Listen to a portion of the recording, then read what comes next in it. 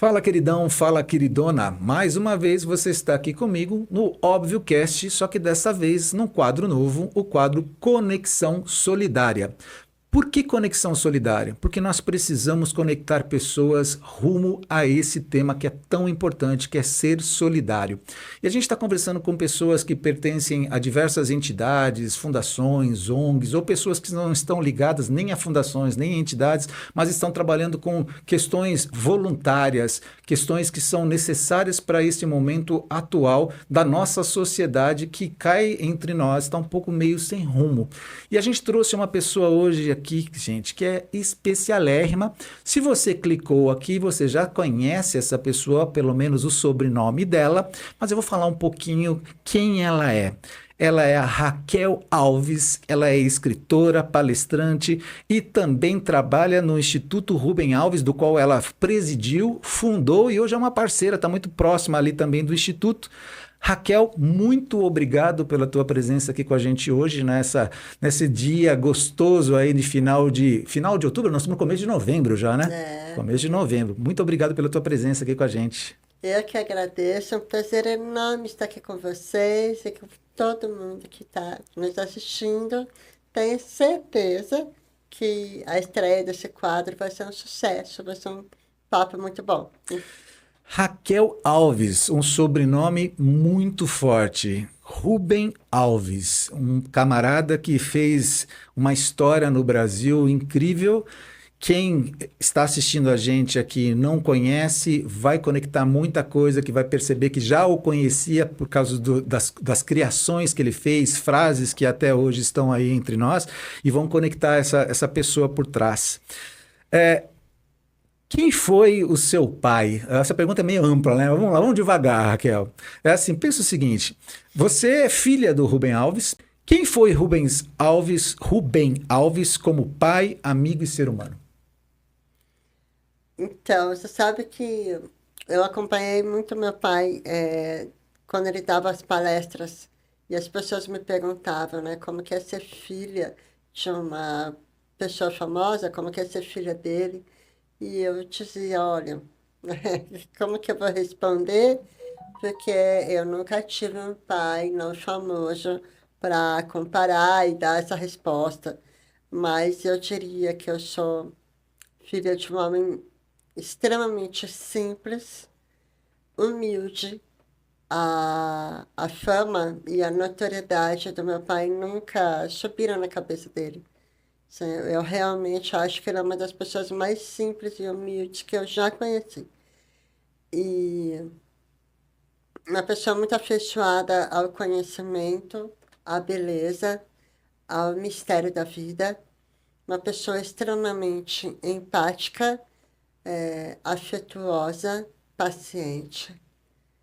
E também exigente no sentido, ele dizia uma frase quando dava aquela preguiça, né, de adolescente de estudar, ele dizia preguiça no começo, lágrimas no fim.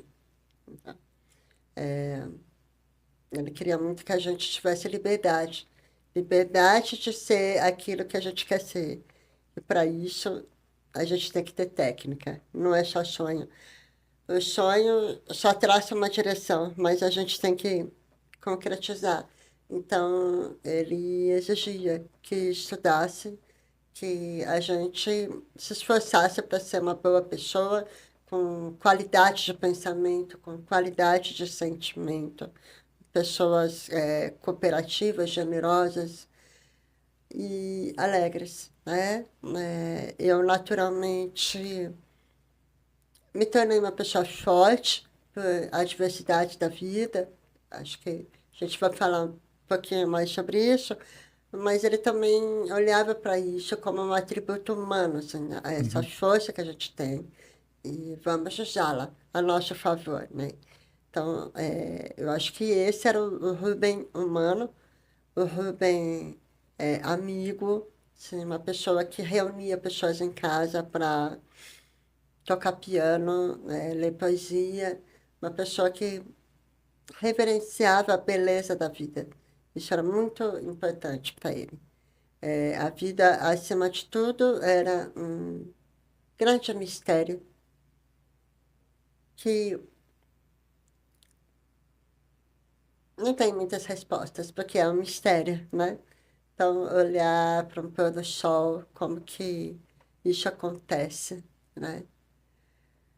Olhar para o pássaro, nossa, como que ele sabe voar, olhar para o broto de uma flor, como que sabe brotar.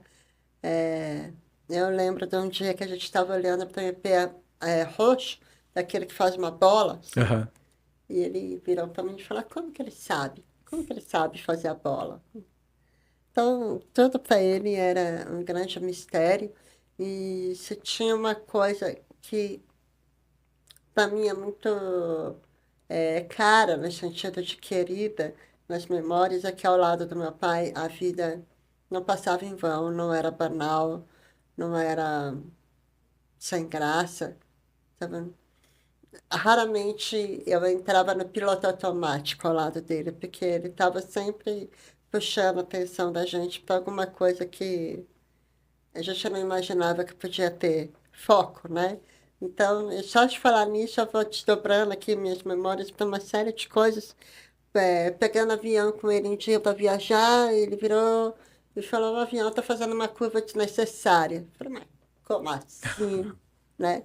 Falei, são 6 horas da manhã, isso eu lembro. O sol tá ali, a leste. O sol nasce no leste. Bom, tá ali. Mas a gente vai para aquela direção que eu não me lembro qual é. E agora o sol está atrás da gente, ele deveria manter ao nosso lado. Aí eu pensei, falei, tem razão. Não deve ser desnecessário, né, pai? O piloto deve saber o que ele está fazendo. Mas esse tipo de observação, da Aham. onde está o sol Aham. e o movimento que o avião fez, a gente não faria. Sim, não é pessoas que tenham uma. Eles contemplam, eles O tempo percebem, né? todo antenado, né? Aí eu lembro de outra vez que ele virou para mim e falou, me leva na farmácia. Então eu peguei o carro e falei, vamos lá. Parei e dei uma olhada dentro da farmácia vazia. Falei, ótimo, não vou nem descer, que era tipo 2 da tarde, o maior sol. Então, falei, vai lá, compra essas coisas, eu vou esperar aqui. E tá aqui, não chega meu pai, não chega meu pai, não chega meu pai. Aí eu perdi a paciência, né? Entrei, estavam todos os farmacêuticos reunidos na frente do meu pai, dando risada. Aí fui olhar e ele falou: Ah, vem aqui, a gente está pesquisando os nomes mais estrambóticos de remédio. Porque ele já entrou, foi comprar o remédio dele, olhou um nome, outro nome, e ele começou a falar, quando eu era criança tinha elixir parigórico, tinha óleo de fígado de bacalhau, e agora, isso curava tudo. E agora, olha só os nomes. Então os farmacêuticos estavam lá se divertindo, procurando os nomes, com os remédios com o nome mais diferente Esdrúxulos. possível. E isso virou uma crônica dele, porque ele já estava ali, por meio do nome dos remédios, se inspirando para fazer uma viagem no tempo. É muito. Então, isso É era uma o meu percepção pai. totalmente diferente, né? É, Cara, isso. E você tem alguma lembrança, assim, que. Falando como filha. Bom, você acabou de trazer uma lembrança do. Você trouxe do avião e você trouxe agora da farmácia. Mas tem alguma que revela o coração dele? Acho que essas duas revelam ou tem mais alguma tem aqui? uma que algumas vezes eu até choro quando eu conto. Eu fui com ele para uma cidadezinha no interior da Bahia, bem pequena, assim. E eu lembro que a gente chegou na cidade, tinha banners enormes, assim. Rubem Alves, ícone nacional. Eu falei, nossa, pai, a cidade está inteira te esperando e tal. E fomos para o hotel. Uhum. E geralmente a gente viajava com uma mala muito pesada, que eu levava livros dele para vender, então era aquela. Ah, podia levar 2 malas de 23 quilos, eram 2 malas de 23 quilos, de livro, muito livro. E aí as nossas roupas iam na mão, e a mala do meu pai era uma sacola, porque a gente passava uma noite, voltava Sim. no dia seguinte, então era uma camisa, escova de dente, um livro, assim, uma coisa muito vazia, uma Uhum. sacola vazia. Aí a gente chegou no hotel, as malas pesadas ficaram no saguão, porque a gente já ia para evento, e a gente foi para o quarto e tinha um carregador daqueles para levar a mala, né? Sim. E ele estava muito nervoso. Ele tremia. A gente entrou no elevador e, evidentemente, ele estava esperando uma pessoa ilustre. E aí, dentro do elevador, ele pediu, falou, deixa eu levar a mala do senhor. Porque era a função dele. Sim. Ele foi orientado para isso, né? E aí meu pai falou, tá bom. Aí meu pai perguntou, qual que é o seu nome? Ele respondeu, não lembro. José? Uhum. Não lembro o nome.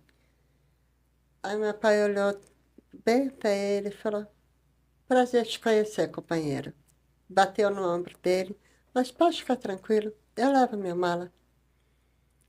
Então, isso para mim é o reflexo da humildade, da simplicidade e da humanidade do meu pai, assim. Ele nunca se colocou acima de ninguém. Uhum. E uma vez eu vi ele encerrando um congresso em São Paulo, tinham 2.000 pessoas.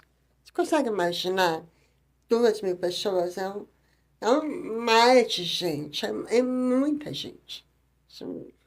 E eu estava olhando da porta de entrada, mas a porta de entrada ficava no fundo. Então você imagina que tinha todo o auditório e lá do outro lado ficava o palco. Uhum. 2.000 pessoas, então o palco era uma coisa pequenininha. E aí anunciaram meu pai, e eu fui lá dar uma espiada, abri a porta, aquelas 2.000 pessoas aplaudindo, e me deu um frio na barriga. Eu falei, gente. Ela subiu lá, falou boa noite, minha gente, daquela forma mansa, querida dele. Tá bom. Daí eu vendi os livros, fiz o que eu tinha que fazer. E era São Paulo, Campinas, a gente mora em Campinas, morava, né? Que ele Uhum. já partiu. E ele voltando comigo no carro, ele estava dirigindo, e eu falei, pai, você não fica nervoso, não? Aí ele deu uma risadinha e falou, você ficou impressionada, né? Eu falei, ô, pai, é muita gente, muita gente. Ele falou, pois é, filho, é muita gente como nós, pessoas como nós. E eu nunca esqueci isso, isso é um aprendizado que eu acho que ele nem se deu conta que ele estava me dando, mas eu carrego isso para mim até hoje, assim, pessoas como nós. A profundidade disso, né? Uma observação é comum, óbvia, mas com grande profundidade de dizer são exatamente como nós. Com os mesmos medos, ansiedades, falhas, belezas, com exatamente a mesma coisa. Que cai entre nós, parece que muitas vezes a gente esquece isso, né? É tão comum A a gente gente esquecer, né? esquece, e se eu pensar, pessoas para falar em público fazem curso de oratória, tem Sim. medo de falar, medo do julgamento, medo de uma série de coisas. Se eu pensar nisso, eu não faço nada. Então, eu sempre penso nisso, são pessoas como eu.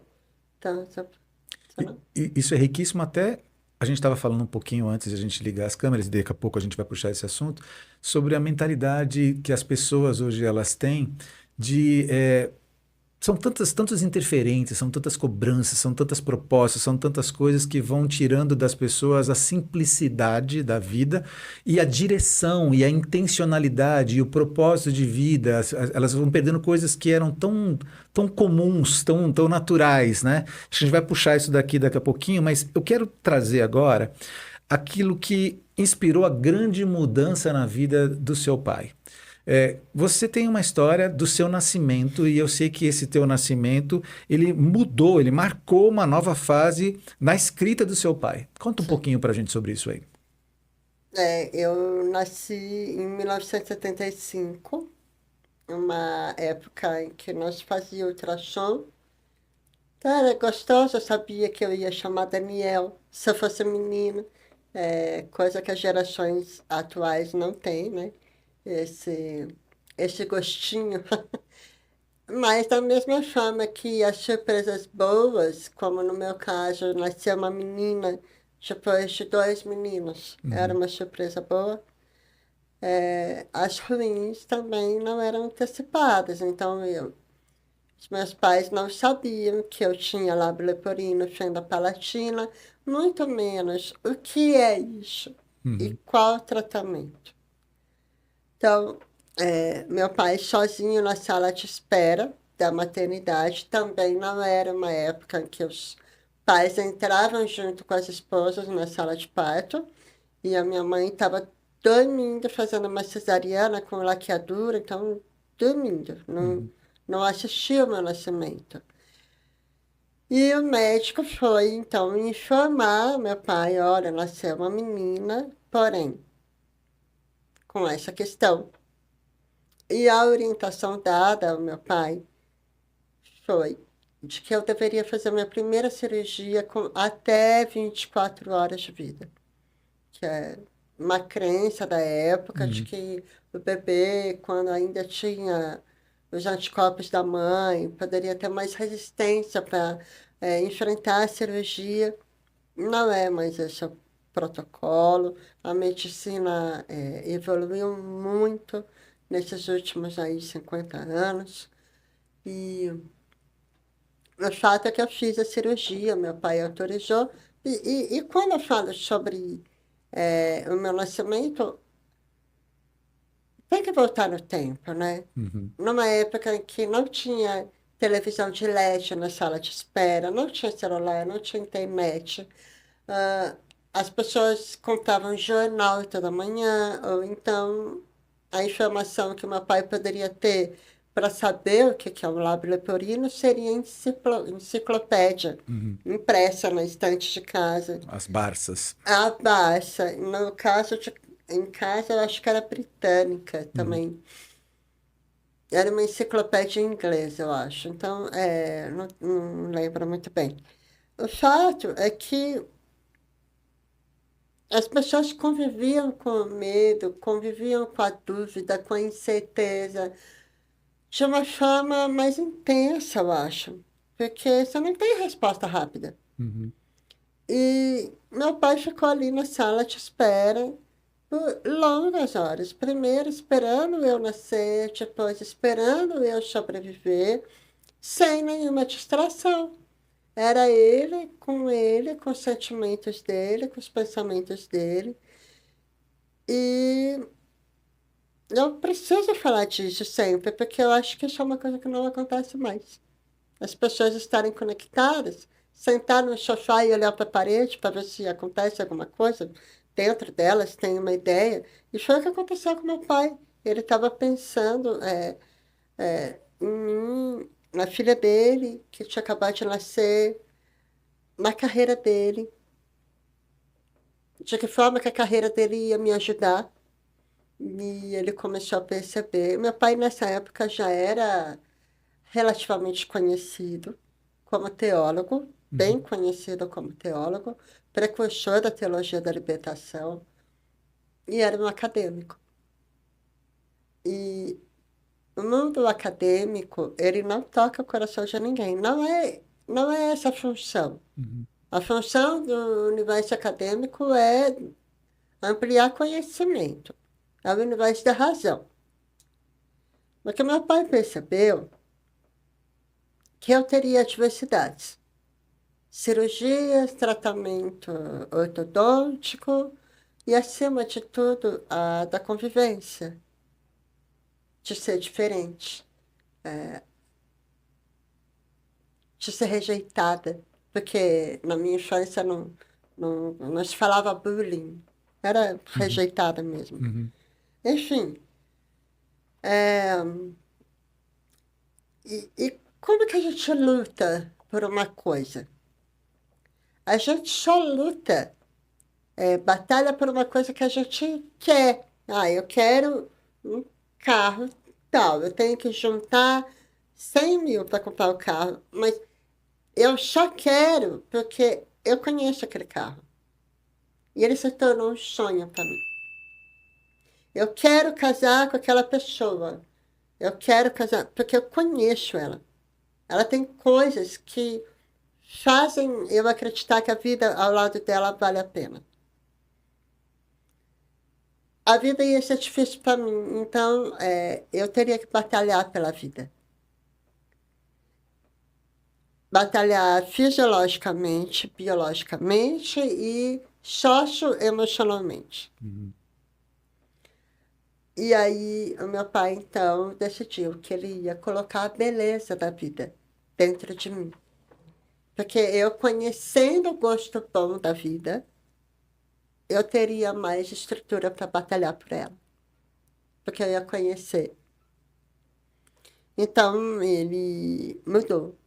E a partir desse momento, ele começou a deixar as palavras da razão de lado e começou a escrever só aquilo que estava dentro do coração dele. Que E legal. foi assim que, junto comigo, nasceu esse Rubem Alves sensível, criativo, que tocou o coração das pessoas, porque ele tirava as coisas de dentro do coração dele, né? Eu acho que eu fui só o ponto inicial para eclodir isso aí dentro dele. Mas eu reforço que é muito importante que isso só aconteceu, esse clique dessa decisão profundamente transformadora, só aconteceu porque ele estava conectado com ele mesmo, em silêncio. Senão não aconteceria. É tão profundo isso e tão forte, porque a gente não tem como a gente não fazer um paralelismo para o momento que a gente vive no mundo, né? Onde a gente não tem tempo para nada, onde as nossas informações elas não somente são disponíveis, elas são estressantes e tanto que elas nos acessam e a gente não consegue introspectar as coisas, diluir as coisas.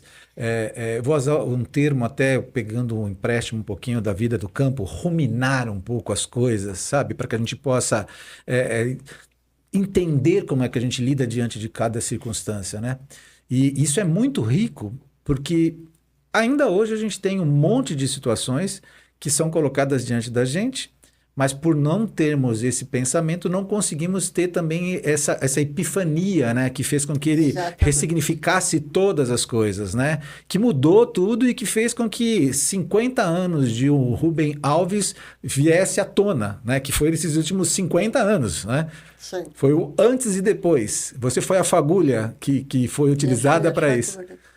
Que bonito, inclusive, isso daí, né? Porque você É. representa, inclusive, essa mudança, né? Você foi a flor que foi a flor do deserto, né? Aquela que veio ali no meio do deserto todo. Muito bonito. E você sabe, eu não sei se você concorda, sabe, que a gente não tem tempo para nada. Uhum. Concorda que a gente é super ocupado, muito mais do que era antes, mas eu acho que a gente também se faz ficar mergulhado É isso. nessa turbilhãozinha, porque a gente entrou num mundo tão agitado, tão barulhento, e a gente não sabe mais viver sem ele. Vai lavar louça, você tem que ouvir um podcast. Sim, Vai varrer a casa, tem que ouvir um podcast. As pessoas não conseguem mais ficar em silêncio.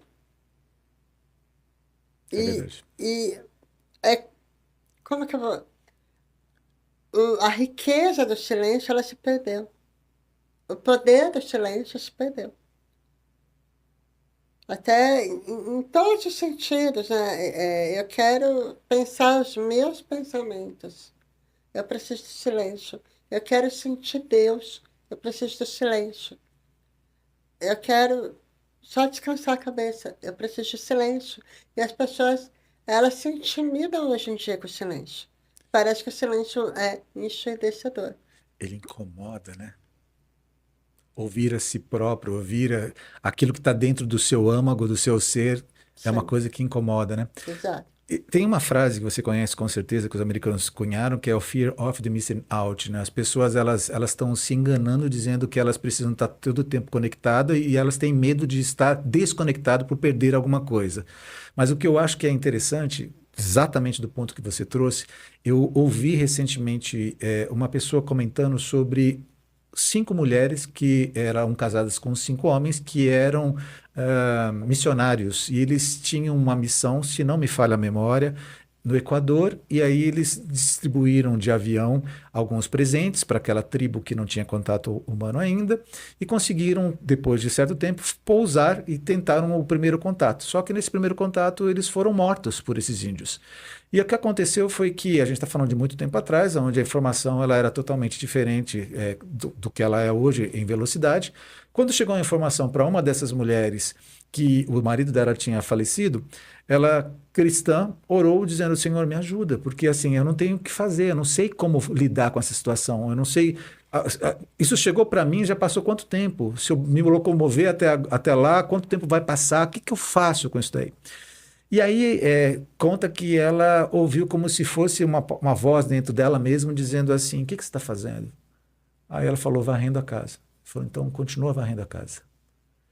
Como se dizendo: cada dia o seu mal, preocupe-se com aquilo que você está fazendo. Você não tem controle sobre outras coisas. Você não consegue mudar o passado e nem vai conseguir, com toda a sua ansiedade, interferir nesse futuro.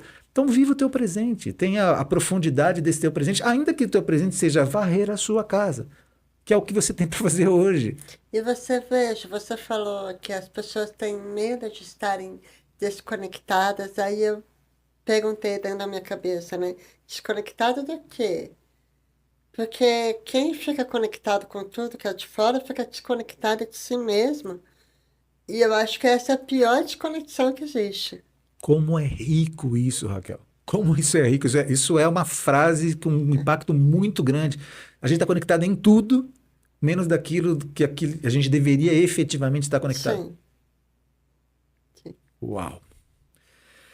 Deixa eu te fazer uma pergunta, entrando um pouquinho na espiritualidade poética do Rubem Alves, e aí a gente vai caminhando um pouco mais para você, porque você é uma continuação dele em certo ponto, mas é também um indivíduo, né? Então, ele começou como teólogo, mas ele passou a falar de Deus através da beleza. Tudo bem. O que que essa mudança influenciou o próprio olhar, o seu próprio olhar sobre a fé e a vida? Estou falando o que que essa alteração na vida do seu pai trouxe para você de perspectivas diferentes. Eu tenho memórias de quando eu era criança e meu pai ainda pregando na igreja. Uhum, Ele era pastor presbiteriano. E eu tinha em torno de 10, 11 anos quando ele se desligou da igreja uhum, para encontrar Deus na beleza da vida. aham, E eu acho que ele encontrou Deus em tantos lugares que a minha educação, embora não sejasse esse tema, mas eu vou usar para explicar. Assim, uhum, eu acho que a minha educação ela foi muito mais espiritualizada do que religiosa. uhum, uhum, Porque meu pai me mostrou Deus, como eu comentei, no hiperroxo fazendo bola. Me mostrou Deus na alegria dos cachorros que a gente tinha em casa, na, no pôr do sol, na música. uhum, Quando ele falava como que a pessoa consegue compor isso? Como que sai de dentro dela? Como que Beethoven compôs a nona sinfonia choro? E como que isso saiu de dentro dele? Então, assim, é, eram formas de falar sobre Deus sem falar sobre Deus diretamente. uhum, Mas era esse grande mistério da vida. Uma vez meu pai, eu acho que já foi poucos meses antes dele partir, ele morava no 11º andar. E eu entrei no apartamento dele, ele estava deitado no sofá, e assim, imagina você deita de comprido no sofá, e ele estava olhando para a varanda dele. E o céu estava azul e tinha um urubu voando. E eu cheguei perto, ele estava com os olhos marejados. E, e ele falou para mim, falou, sempre falei tanto sobre a liberdade. E o voo do pássaro para ele era a liberdade. Assim, ele achava fantástico como os pássaros voavam, assim. Ele sempre se perguntava como será que os pássaros se sentem, sabe? Então, e isso para mim é mais um fragmento de Deus em todos os Aham. lugares. E aí ele falou, agora eu tô preso aqui dentro desse corpo que não me deixa mais ser livre. E foi uma colocação muito profunda, e ao mesmo tempo doída, mas é muito ligada a essa teologia poética que ele tinha. Uhum. E então eu cresci assim. Quando eu tinha meus 30 anos, já comecei a me sentir vazia. E eu comecei a querer me achar em alguma religião, e procurei, e não encontrei, mas quando eu entendi esse Deus dentro de mim, dentro das flores, dentro do amor, aí eu me preenchi de uma tal forma. E isso é uma construção, né? Uhum. Não acontece de uma hora para outra. E depois que o meu pai faleceu, quando eu assumi a presidência do Instituto Rubem Alves, aí eu falei, bom, agora eu preciso olhar para a obra dele, não mais de uma forma difusa e orgânica, de filha, que o Uhum. livro vai sendo escrito, a gente vai lendo aí, sem Uhum. muito compromisso, mas com o olhar profissional. Aí eu Uhum. comecei a olhar para a obra teológica do meu pai. E eu encontrei tanta beleza. E eu fui me aprofundando mais ainda e fazendo autoanálise Uhum. e me conectando comigo mesma por meio dos devaneios, né? Dos pensamentos que a obra dele provocou em mim. Então, eu não tenho limite, não tenho bordas. Eu particularmente, tenho um pouco de dificuldade com igrejas. Eu Uhum. acho que por conta dessa herança do meu Aham. pai, mas justamente por acreditar na onipresença Uhum. e na onipotência de Uhum. Deus. Sabe? Eu encontro ele em todos os lugares, até aqui nesse estúdio, Uhum. conversando com vocês, eu sinto Deus. Então, da minha forma, de uma forma muito Uhum. simples, muito humilde, sim. Uhum. É a forma como eu acredito. E você acredita que hoje ainda há espaço, tendo esse mundo da forma como a gente acabou de dizer, nessa velocidade que ele está e com essas propostas que ele está, para essa espiritualidade sensível? Assim, porque você acabou de dizer que isso não é uma conversão automática, não é alguma coisa que alguém prega para você e você ressignifica a sua vida. É contemplativa, é analítica, é observacional, é vivencial, até que você chegue a esse ponto. Você acredita que isso é possível? Você me fez uma pergunta difícil. Eu acredito que sim, Uhum. mas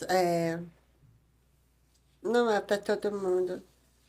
No sentido de que eu acho que as pessoas estão desencorajadas a pensar seus próprios pensamentos. Elas estão cada vez mais omissas, no sentido de eu preciso ler esse livro, ler aquele livro, ver aquela apostila. Então, elas ficam atrás de muitas informações. E o que que acontece com elas? Então, mas ainda tem esse tipo de gente que se encoraja a pensar seus próprios pensamentos, se conectar com o seu próprio jeito de sentir. A gente estava conversando antes de começar o podcast e eu lembrei do Frei Beto. O Uhum. Frei Beto é uma pessoa também muito encorajada a pensar seus próprios pensamentos. E essas celebridades, vamos dizer assim, né, que já são do passado, Uhum. elas são muito reverenciadas ainda, no sentido de que elas são memória positiva. Então, eu acredito que a gente tem muita inspiração e que as pessoas têm muita informação aí, e elas Uhum. podem escolher. Aí, se elas vão escolher, se elas vão olhar para isso, eu não sei. Mas eu preciso acreditar que sim, senão eu fico muito triste, sabe? Ela ficou me perguntando o que que eu estou fazendo aqui, Sim. né? Isso vem já indo para a direção, ao encontro do que a gente já vai para o bloco onde eu pergunto para você o seguinte: onde é que começa a Raquel, ou até ao contrário, onde termina o Rubem Alves e começa a Raquel? Porque assim, você teve um legado, você cresceu, você faz parte disso, você é o Rubem Alves, né? Você foi criada ali, você foi parte da mudança dele. Ok. Mas como é que é continuar essa obra tão marcante sem perder a sua voz? Onde é que você encontra a sua voz nessa obra? Olha, eu acho que eu vou conseguir responder, porque eu, de certa forma, percebo que eu já encontrei. Mas não teve um limite muito claro. Uhum, Quando meu pai faleceu, assim, a história começou comigo, né? No dia que uhum, eu nasci. uhum, Mas eu cresci querendo romper com isso. Tipo, eu quero ser normal. uhum. Quero, Quero ser que- única. eu não quero pensar em lábio leporino, quero esquecer isso aí, né? Uhum, E fiz arquitetura, eu tracei o meu caminho. uhum, Mas quando eu vi que o meu pai estava prestes a partir, algo dentro de mim começou a mudar. E eu que sempre neguei para meu pai que eu cuidaria da obra dele, porque ele falava, eu preciso de alguém para cuidar das minhas coisas. E eu dizia, não, eu sou arquiteta, né? Então tem que ver aí quem é que vai fazer isso. E ele ficava triste, assim, me dói o coração essa memória, mas era o meu caminho, era a minha forma de ver dentro daquela época, né? uhum. E então algo começou a mudar quando eu vi que meu pai estava chegando aí na hora dele, como é que ele dizia? Navegar em outros mares, né? Então eu comecei a mudar. E quando ele faleceu, uma coisa muito forte mudou dentro de mim. E eu olhei dentro do caixão e silenciosamente eu falei, pai, eu não vou mais ser arquiteto. Agora eu vou cuidar do seu legado. E isso foi uma decisão marcante, mas ainda está muito longe de ser um encontro com a minha própria voz. E eu estava simplesmente assumindo um compromisso de filha, e eu acho que se eu não tivesse feito isso, eu não teria paz dentro de mim. Tinha começado comigo, o negócio era meu, eu tinha que continuar. Então, eu assumi a presidência do Instituto Rubem Alves por 7 anos e tive um contato mais profissional com a obra do meu pai. Nessa ocasião, eu comecei a ser convidada a dar palestras e foi um desafio enorme para mim, para quem tinha sofrido bullying por conta da fala, por conta da aparência. Subir num palco, dar uma palestra condensar tudo que você sofreu assim numa cápsula e falar agora você engole essa cápsula e vai. Então, assim, foi muito transformador. Assim, me estruturou enquanto pessoa muito, assim. Mas não foi uma vez, não foram duas, foram várias, né? E, e aí, uns 6 meses depois que meu pai tinha falecido, uma história apareceu. porque eu nunca, jamais imaginei que eu fosse escrever alguma coisa. Eu não tinha essa pretensão, não tinha essa coisa de, eu vou imitar meu pai. Não, jamais. Assim, eu sempre tive uma coisa de reverência ao meu pai, de humildade, assim, que eu não queria. Então, eu tive muita dificuldade de aceitar que as histórias chegavam. A primeira história chegou, eu estava, sabe que você está no limiar entre dormir e acordar, até que veio uma voz e falou, vai, levanta, menina, você tem que escrever a história, né? E eu era domingo de manhã, eu falei, pô, não posso nem dormir até mais tarde, né? E levantei e escrevi. Nasceu a história da Crisálida, a cigarra que gostava de primaveras. E aí foram nascendo da mesma forma, tá lavando louça, mas é isso. Nessa época, eu ainda não tinha esse péssimo hábito de ficar escutando podcast. Então, então as histórias apareciam, né? É, uma história que eu adoro, apareceu, eu estava escovando dente. Eu falei, o que que é isso? Até para no meio. Eu falei, o que que tá acontecendo aqui, né? O quê? Um cuco? Tatara, neto do Gepeto. Aí eu falei, nossa, é uma história que está chegando, então eu tenho que escrever. E assim, foram vindo várias, Uhum. durante a insônia. E chegou um momento, aí no meio da pandemia, eu recebi pelo correio, da editora, meu sétimo livro publicado. E aí eu lembro que eu olhei, coloquei assim na bancada, eu perdi visão durante a pandemia, então ainda estava um processo muito difícil de eu elaborar essa coisa de me tornar escritora, perdendo visão. Mas eu lembro que daí eu coloquei os livros e fui chegando bem pertinho, falar esse é um, esse é outro. E que eu falei, bom, o primeiro está aqui, o outro está aqui. Nossa, então acho que está na hora de eu começar a respeitar e validar isso. E conversei muito com meu pai. Pai, tá tudo bem? Como é que é? Eu não queria tirar a sua luz, mas ao mesmo tempo, as pessoas falavam, Raquel, você é ótima escritora. E eu falava, não, ótimo era meu pai. E aí eu fui ao mesmo tempo aceitando. A história da Crisálida foi contemplada duas vezes num edital do município de São Paulo, daí vem Jaqueline de Livro. Aí isso nunca me agradeceu. Isso era uma semente dentro da minha cabeça me dizendo, olha, tem alguma coisa que você está fazendo que está valendo a pena. Então olha para isso. E aí eu comecei a olhar com mais respeito para a minha obra, para o que eu estava fazendo. E perdendo medo aí de dar palestras, eu também fui me aprimorando e fui encontrando uma mensagem minha, porque quando eu me reconheci, então, como escritora, e me validei como escritora, eu me dei conta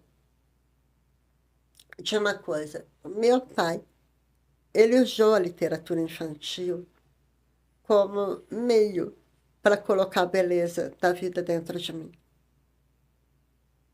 Com as crianças, a gente não dialoga falando sobre a realidade da forma como ela é. As crianças, a gente cria simbologias. Uhum. As histórias criam isso.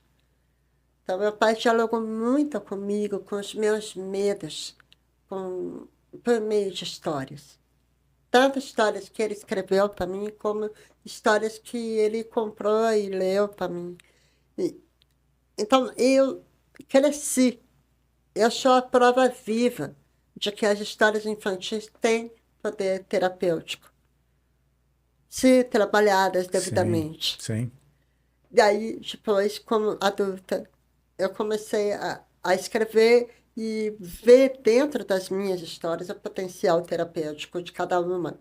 Então, eu fechei o ciclo e isso me deu um conteúdo meu. Então, é uma coisa que foi um passinho que eu fui conquistando, sem, sem a pretensão de chegar a algum lugar, essa coisa de onde você quer ir, faça um plano e vai seguindo. Não, foi orgânico, Acontecendo. acontecendo, Como a vida. como a vida. Ô, Raquel, falando um pouco sobre o Instituto, o que é o propósito central dele? O Instituto, ele visa disseminar e eternizar o pensamento, o legado do meu pai, agindo como um guardião da memória dele. Então, para isso, faz parcerias, cursos, workshops, né? É um espaço que guarda a memória do meu pai. Então, tudo isso, porque ainda, eu me arrisco a dizer que ainda é um pensamento contemporâneo, necessário e inovador. Porque meu pai falava sobre a vida, Uhum. sobre o ser humano, os desafios de sermos humanos. E isso é atemporal, né? Então, o Instituto é isso, um guardião, eu entendo, como um guardião aí do legado, do pensamento do meu pai. E tem as iniciativas como cursos, workshops, lives, tem todos os livros do meu pai ali também. E o espaço, assim, cheio de objetos, que resgatam a memória do meu pai. É bem gostoso. Há uma conexão entre o conteúdo que hoje você escreve, constrói e foi te apresentado, desenvolvido durante esse tempo que você acabou de trazer, e o Instituto e a intencionalidade de tocar a sociedade de alguma forma? Entende as duas coisas? Ou seja, o seu pai tem um Sim, legado, sim. o seu legado também. Que por mais que seja meu, ele não é desconectado do meu pai. Aham. Aham. É Né? uma Tudo, continuidade, tem uma linha, né? Tem um não canon, né? seria meu se eu não tivesse passado pelo meu Sim, pai. sim, sim. E você entende que os livros que você hoje tem escrito e ainda vai escrever, imagino que você tem alguns que já estão já nascendo, né? Tá em fases diferentes que vêm, não sei como é que eles brotam, né? Mas alguns brotam com um tempo diferente de outros. Eles têm uma intencionalidade?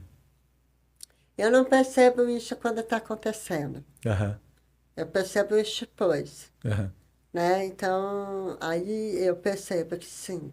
É, e cada história tem uma diferença, assim. A história infantil, elas brotam. aham, Agora, um livro para educadores, como eu já escrevi também, aí não é um livro que brota, é um aham, livro planejado, aham. né? Tem uma intencionalidade. Isso. Mas assim, as histórias infantis, quando eu olho em retrospecto e analiso a história que eu escrevi, eu percebo que cada uma, de alguma forma, tem um pedaço de mim. Uhum, Então, se eu precisei de empatia das pessoas, a história fala sobre empatia. Eu precisei de autoconhecimento, a história fala sobre autoconhecimento. Eu precisei entender o que faz a amizade a valer a pena algum dia, pois a história fala sobre isso. Então, são fragmentos dessa Raquel humana que eu encontro refletidos aí dentro da ludicidade das histórias, né? uhum. Então, eu vejo um propósito, porque isso se torna uma palavra viva, ilustrada, para crianças, né? Ô, Raquel, eu vou te desafiar a fazer uma coisa que não é muito comum, porque isso daqui eu teria que perguntar diretamente para o seu pai, mas eu estou perguntando para você com base nas experiências que você viveu ao lado do seu pai. A gente vive em tempos de pressa e de pouca escuta. O que que você acha que seria um pensamento do seu pai para os dias atuais?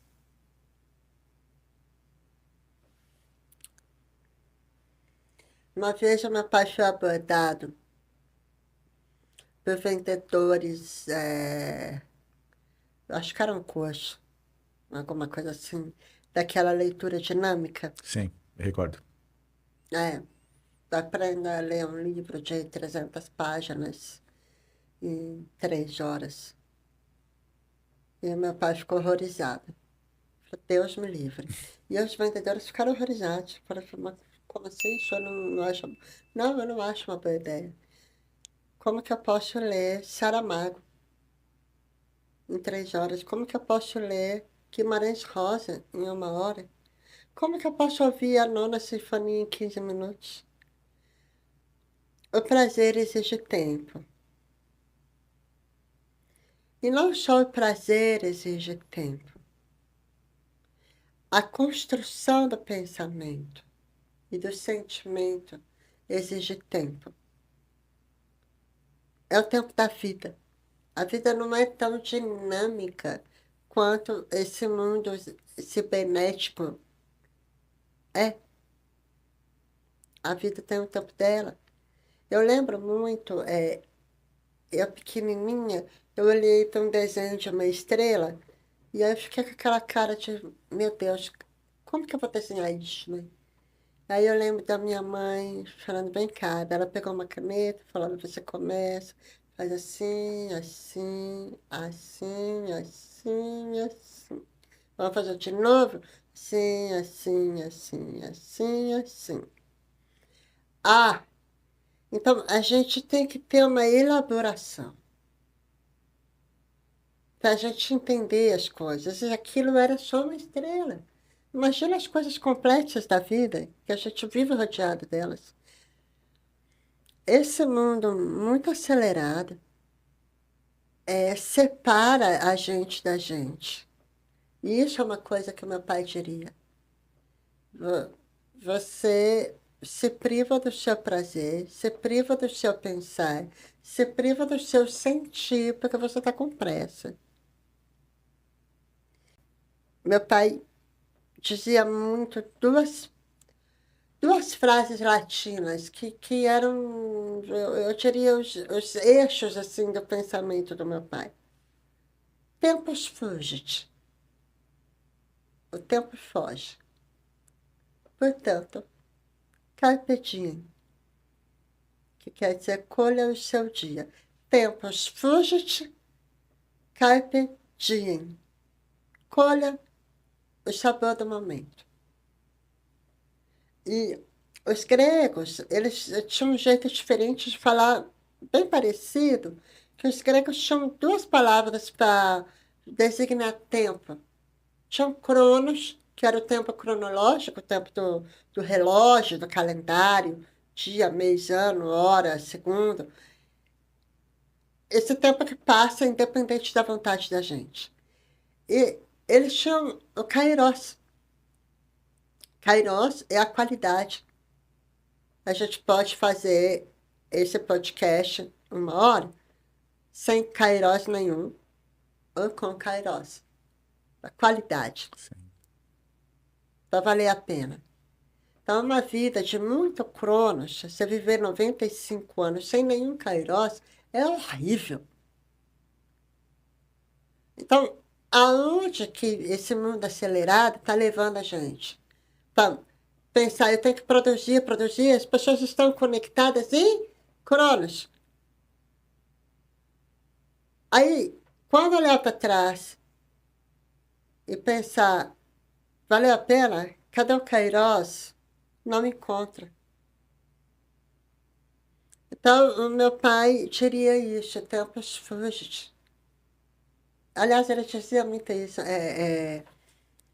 Todo Réveillon, olha isso, todo Réveillon, ele chegava no ouvido da gente, era de um em um esse no ouvido, e dizia, o Natal está chegando.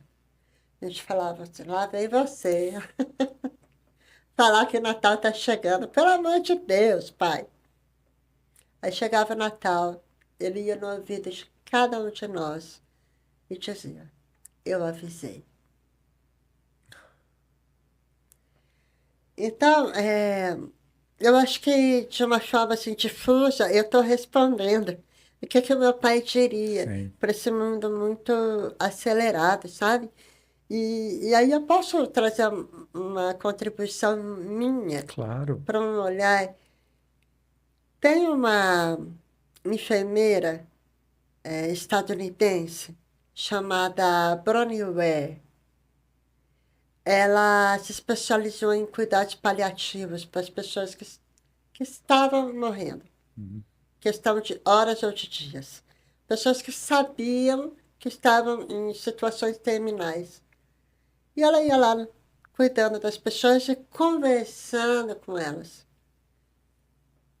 Assim, qual o seu grande arrependimento? Essa era a pergunta.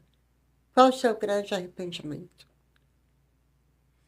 E aí, com isso, ela escreveu um livro que, traduzido para o português, ficou Os 5 Grandes Arrependimentos das Pessoas Antes de Morrer.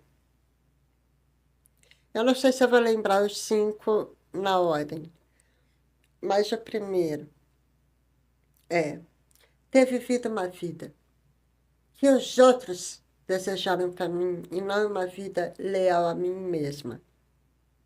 Olha isso que a gente já falou, né? Da gente se conectar com quem, né? Aonde? Sim. Não ter dado tanta atenção aos meus amigos. Eu queria ter passado mais tempo com os meus amigos.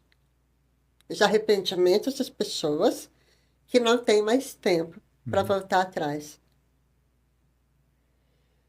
Eu queria não ter trabalhado tanto. Eu queria ter me permitido usufruir mais do prazer.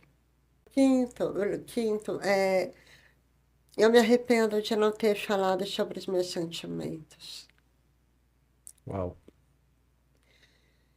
Então, é, eu me preocupo muito com isso, sabe?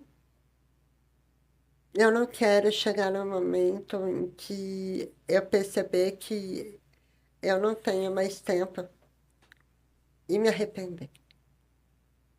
Que bonito. Deixa eu te fazer uma provocação. A gente está falando sobre 2025, a gente está falando sobre uma humanidade que está vivendo uma fugacidade da vida sem contemplativo, sem estar prestando atenção naquilo que realmente vale a pena. E a gente está falando com uma pessoa que foi criada por um escritor e que hoje é uma escritora. E aí eu te pergunto, as pessoas estão lendo cada vez menos. As pessoas elas estão cada vez se importando menos com isso. O que que elas estão perdendo em não ler? Tudo. O que é um livro?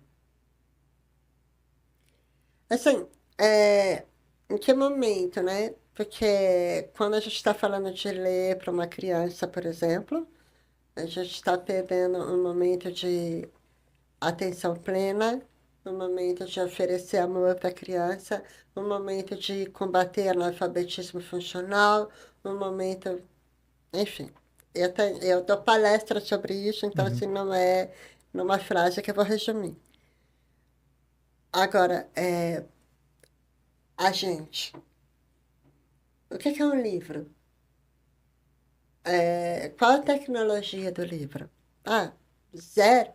Um monte de papel impresso, diagramado, grampeado, colado, costurado. Não, errado. A grande tecnologia do livro não é ele em si. É o que acontece dentro da gente, quando a gente está lendo. É a gente ampliar a nossa cabeça. Por mais que a gente esteja lendo uma história gostosa, para a gente ser transportado para outro lugar, não é um livro crítico, não é um livro. Não. Um livro.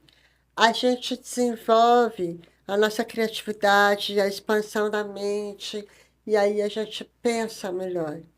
A gente desenvolve uma musculatura. A gente se mantém com a capacidade de ficar com uma concentração ativa, porque se concentrar cansa. E o que acontece se as pessoas desistem de se manter a concentração ativa? Não estou falando de concentração plena, mindfulness, não, mas Uhum. de manter o cérebro Uhum. ligado. Uhum. Nós estamos concentrados nessa conversa. Se a gente vai perdendo essa capacidade, e é o que vai acontecendo, Uhum. quando as pessoas não leem. Porque quando a gente está lendo, a gente tem que ficar concentrado. Eu perdi visão e agora a minha leitura é em audiolivro. Se eu me distraio, a pessoa que está lendo já pulou 3 páginas, eu tenho que voltar. Sim. A concentração, ela tem que estar ativa o tempo todo. Então, as pessoas pedem beleza, prazer, capacidade de se concentrar, de pensar melhor, de imaginar, de ser mais criativa. Acima de tudo, o mais importante, estão perdendo a chance de se tornarem pessoas gostosas, no sentido de ter com o que conversar, pessoas interessantes, porque as pessoas vão ficando sem assunto, sem história para contar, vão ficando sem imaginação. Então, as pessoas perdem tudo. E, acima de tudo, tudo que a gente faz, tudo que a gente decide, tudo que a gente escolhe, é uma tentativa de ser mais feliz. Eu vou fazer uma graduação, para quê? Porque eu acho que eu vou ser mais feliz. Eu vou casar, por quê? Porque eu acho que eu vou ser mais feliz. Aí eu vou separar, por quê? Porque a minha vida vai melhorar. Tudo que a gente decide é uma tentativa de ser mais feliz, mas a grande questão é, qual é a decisão que combina com a gente? E para isso, a gente tem que explorar esse mundo interno. Começa com o livro. Começa com o ato de se recolher, de silenciar, que o ato de ler exige da gente. O recolhimento e o silenciamento, eles têm que acontecer. Então o corpo vai aprendendo isso. São formas que a gente tem de ir se conectando com a gente. Que é onde tudo começa. As nossas escolhas, os nossos acertos, a tentativa de não se arrepender, a nossa consciência e o nosso kairós.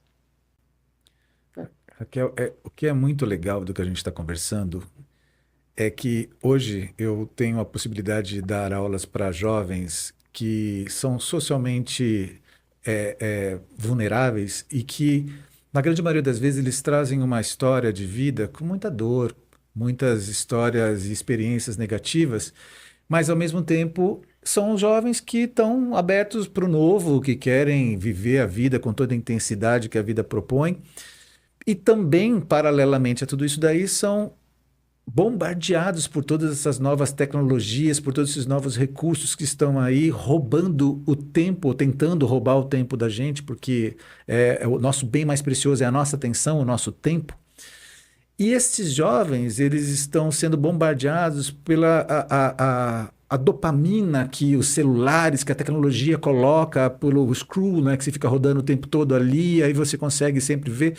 E eu tenho tentado trazer exatamente esse ponto, dizendo: conecte com um livro, leia um livro, crie novas trilhas neurais no seu cérebro, desenvolvendo isso intencionalmente, porque o seu cérebro não quer isso, ele quer a dopamina, ele quer a coisa rápida. Você vai sentir sono no começo, você vai sentir vontade de largar ele e ir para um celular e para outra coisa, mas faça isso, porque neste mundo novo que está se apresentando, a beleza futura será a raridade destas pessoas, infelizmente, que preservaram-se através de uma leitura constante e de se blindarem. E aí eu falo um pouco sobre essa raridade, até dizendo para esses jovens que têm até uma situação de vulnerabilidade econômica também, dizendo para eles que o ineditismo ou a raridade também precifica as coisas. E dizendo que quando você está falando de um jovem que no futuro ele conseguiu blindar-se, ele vai ser precificado de um jeito diferente. E isso vai ser trazido para ele como uma contrapartida também econômica. E aí eu peço para você que me ajude como escritora que você é, que conclame a estes jovens a essa leitura, porque você falou de certa forma tudo o que é necessário, mas assim, o poder da leitura, o poder da transformação, o poder de você trazer mundos, trazer histórias, percepções, permitir-se no silêncio de você pegar todas aquelas informações e ressignificar aquilo tudo e conseguir ter uma inteligência que acaba sendo traduzida numa delícia de um bate-papo, que é o que está acontecendo com você aqui, que é tão gostoso esse bate-papo pela riqueza que tem em tudo isso. Como tentar falar para um jovem, mude, comece? Como é que a gente faz isso? Olha, eu acho que essa resposta, ela não vai ser necessariamente muito gentil, porque eu não vou falar o que eles querem ouvir, né? Mas, assim, eu acho que tem duas coisas aí. Que você falou da dopamina e a gente precisa lembrar que o nosso cérebro, ele busca um equilíbrio. Ele Uhum. tem um sistema de recompensa. A gente não fica feliz o tempo todo, da mesma forma que a gente não fica triste o tempo todo. Então, assim, essa dopamina, essa euforia que dá quando a gente está no celular, uau, uau, uau, ai, gostoso. A hora que sai do celular, uau, cai. É a recompensa, porque a gente não continua. É o que acontece com o corpo da gente quando a pessoa gosta de correr, não é o meu caso, mas eu sei que isso acontece. Então a pessoa vai lá, corre, corre, corre. Cara, não tem como ser gostoso, deve ser horrível, eu imagino. Deve doer, cansar, suar, mas a hora que a pessoa termina, dá uma sensação de prazer. É por isso que no dia seguinte ela volta. E as pessoas precisam disso. Então, assim, não fica só no sofrimento. Tem uma recompensa. Não fica só no prazer do celular. A hora que você desliga o celular, fica chato. Então, quando a gente chega no livro, que eu tô ali concentrando, concentrando, a hora que eu termino, eu falo assim, nossa, que legal essa história. Não é tão intenso, mas é mais duradouro. A gente não lembra dos vídeos que a gente assiste sapiando, os feeds aí de Instagram, de TikTok. Mas a gente lembra um livro que a gente lê. Então, quando a gente lê um livro, despretensiosamente a gente vai pegando uma coisa aqui, vai pegando uma informação ali, a cabeça da gente vai ficando rica. E a dopamina, ela vem depois. É gostoso, mas quando a gente fecha o livro, aquela sensação é, chata que dá quando a gente desliga o celular, não acontece com o livro. Ao contrário. A gente tem que fazer um esforço e falar, eu vou continuar só amanhã, porque é muito bom. E a Muito. segunda ponto é uma história que meu pai escreveu, ele foi profundamente criticado. É a história de um patinho selvagem, numa ninhada de 10 patinhos selvagens. O nome dele era Taco. E aí, os patinhos crescendo naquela alegria da primavera, brincando com os coelhinhos, com os peixinhos do riacho, aquela alegria, até que o pai chamou todo mundo. Falou, vem cá, vamos começar o treino para a liberdade. Liberdade, papai? O Taco perguntou, o que que é? É de comer? O que que é a liberdade? Não. Ser livre é a gente poder fazer aquilo que está lá no fundo da nossa alma. Isso é ser livre. Não é fazer o que a gente quer na hora que a gente quer. É a gente ser capaz de fazer aquilo que a gente mais quer na vida. Então, os patinhos começaram o treino para a liberdade. Bater asas, treinando, treinando, treinando, treinando. E o Taco falou, tá doido. Eu vou continuar brincando aqui. Os irmãozinhos do Taco olhavam para ele até com uma inveja. Assim, mas aí o frio foi chegando, as folhas das árvores foram caindo. E aí o pai reuniu a família para viajar. E o que, é que os patos selvagens mais querem fazer? Dizia meu pai que era voar lá nas alturas, onde só se escuta o flap, flap das asas. Então o pai grasnou. aquecer, baterasas. Daí a família toda voou e o taco não tinha musculatura. Ele bateu, tentou até levantar um pouquinho, mas ele voltou. Aí todo mundo tava lá no alto, o pai olhou, fez o sinal para a mãe seguir e o pai retornou para proteger o taco. E junto com o frio veio a escassez de comida, os amigos foram embora, a vida não estava mais gostosa. Chegaram os caçadores. E um dia o pai do taco foi procurar comida e não voltou mais. E aí o taco foi caçado. E ele se tornou um pato doméstico. Então, ele engordou, teve uma das asas dele cortadas. Era uma vida boa, tinha comida, ele não tinha que se esforçar. Mas quando ele olhava para o céu e via os patos selvagens voando, ele percebia que aquilo era o que ele mais queria fazer. É uma história triste. E é uma história profundamente real.